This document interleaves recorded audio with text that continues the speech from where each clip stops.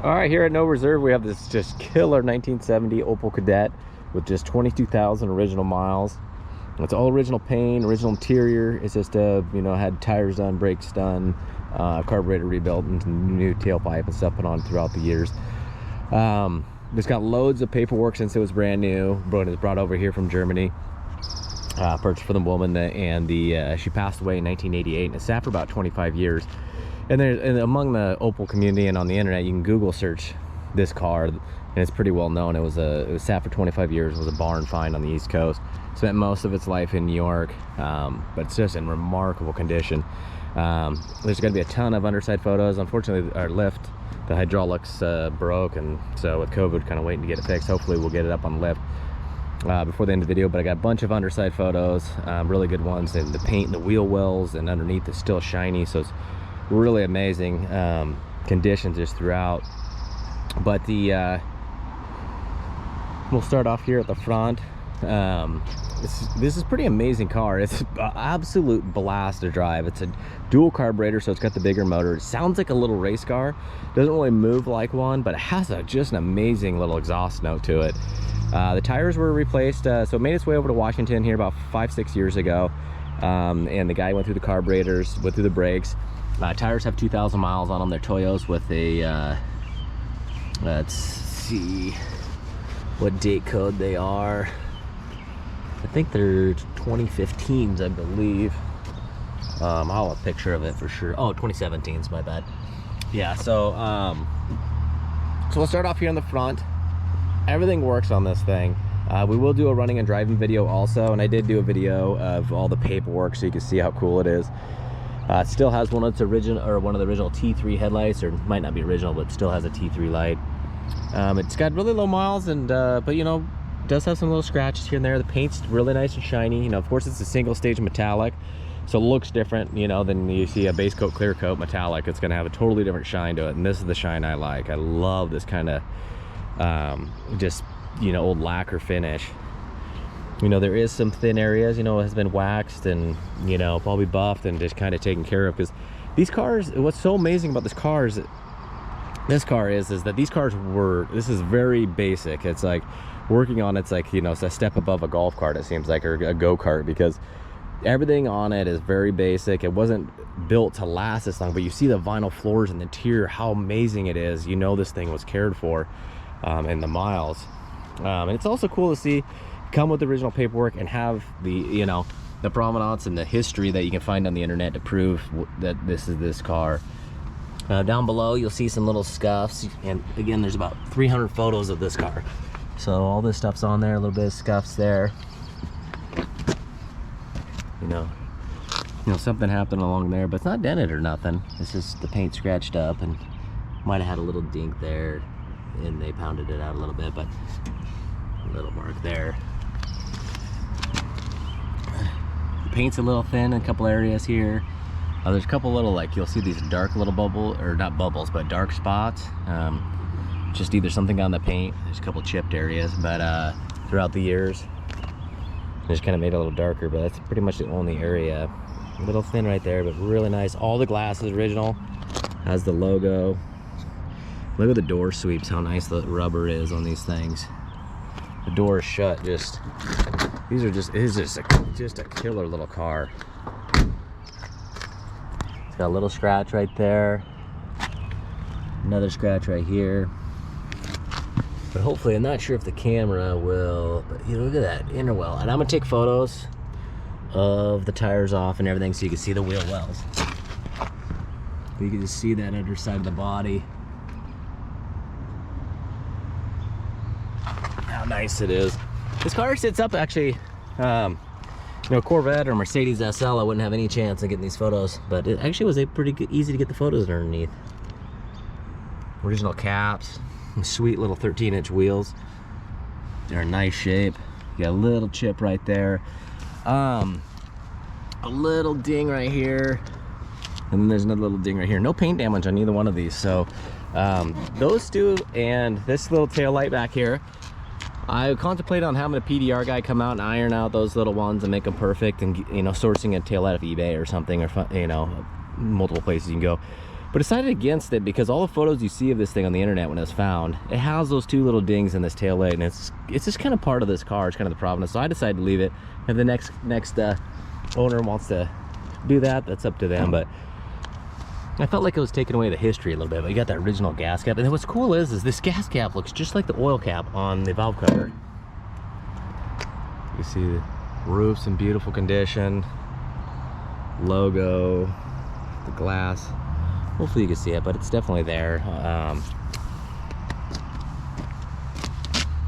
But this car, every time I take it out, people think it's either it's a Datsun, a Nova, a Rambler, or the last one is a Ford Corvette, they think. And I think it does look kind of like that. And I can see the little 63 Nova, and I can see the Datsun. So it's interesting. Those are the ones that people kind of think it is. You can see the underside. Yeah, the paint's a little bit of rub mark, like maybe once they got it out, the buffing it and stuff like that, maybe went a little thin there.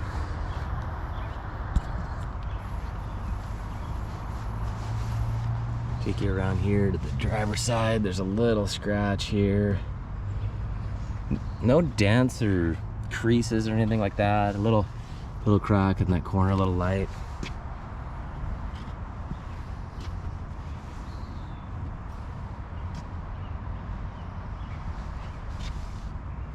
It's just beautiful. Down here, of course, you gotta have a couple little chips here and there. You got a little bit of surface rust. There's some surface rust inside the, now this thing does have a lot of plugs in it that, from the manufacturer, that you could take out. So, to drain these things, if, I'm assuming they think it would leak some water, I'm not really sure. But the trunk has like just a ton of them. Right here you can kind of see like the paint's even shining the wheel well. You can see how the camera moves. Factory undercoating.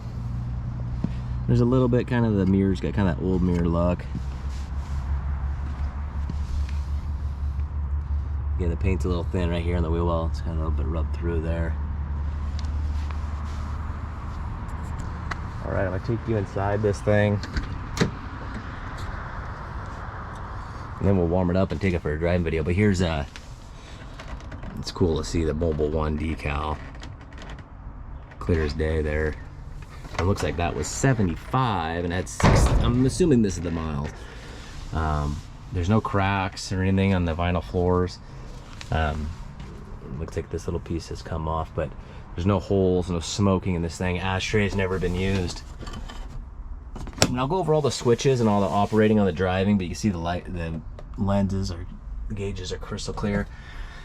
Now you'll see these seat belts here, because it does actually have a shoulder belt, which is here. So you have your lap belt and then your shoulder one, so it's separate.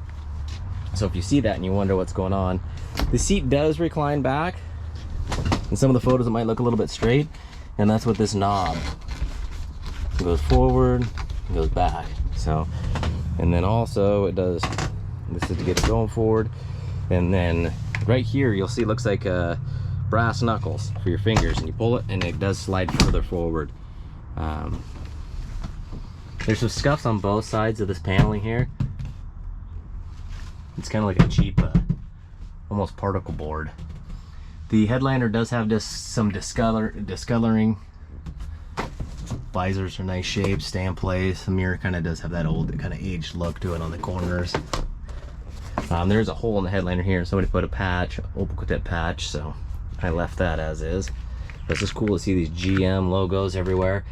And then it looks like it was actually sold, I think, through a Ford dealership. So the whole Opel thing is super weird.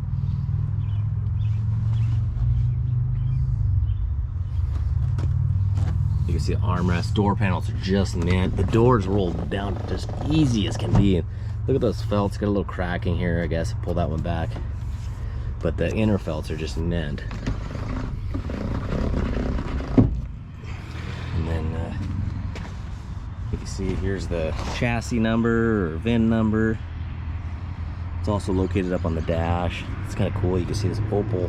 You can see this part number on the rubber. You can see the writing on that thing.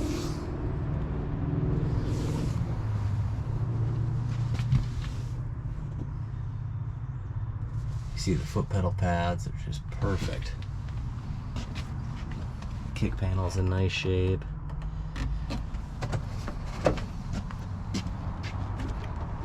Let's see, hood pops. I'll take you over to the passenger side here.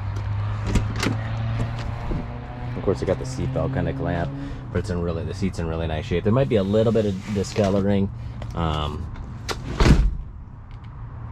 the seats.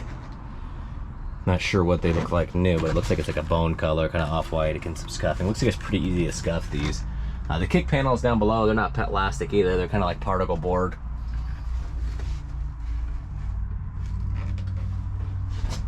You know, it's not mint, you know, because it is, you know, well over 50 years old, but it is probably one of the nicest original Opel on the face of the planet, or any mini car. It's, you know, probably the most original and the nicest original and the lowest mile one. I mean, finding something this old with 22,000 miles is just unbelievable. So inside, it's kind of cool how a lot of the stuff operates. You know, how the ashtray pops up like that. I did not know where the fuse block was. That was interesting. And then I took this little guy out to take pictures of it, and the fuses are right behind there. Of course, it's those cool German fuses, the European style ones. Here's all the owner's manual, the New York license sticker, just all of the different stuff that's gone through this, and that'll be in the photos in the other video and stuff.